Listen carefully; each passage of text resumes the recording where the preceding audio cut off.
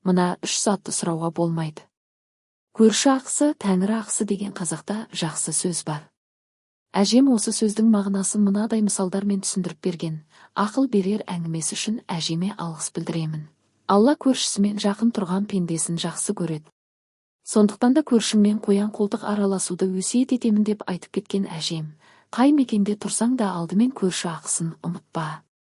Олармен сыйлас, жақын тарт, бір үйдің адамындай болуың керек. Көршіден мына 3 затты сұрауға болмайды. Олар тұз, әжем айтады, мейлінше дүкеннен сатып алуға тырыс. Егер алып келуге мүмкіндік болмаса, көршіңнен алған тұзға аз болса да ақы төле. Өйткені тұзда береке бар. Сен оның тұзымен қоса берекесін де алып кетуің мүмкін. Сондықтан да өзің біреуден тұз алма, біреуге тұз берме.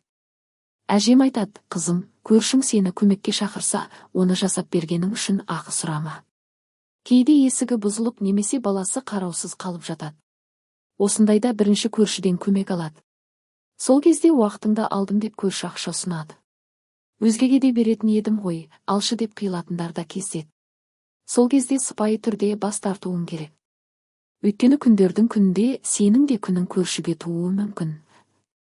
Сонда жарық жүзбен көршіңнің есігін қағаласың.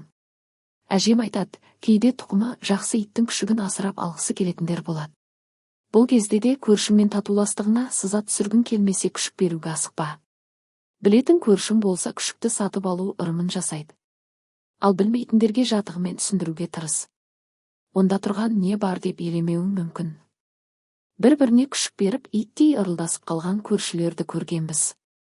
Атадан келе жатқан кез келген тыйымның астарында терең мән жатады. Ешқайсысы ойдан, қырдан шығармайды.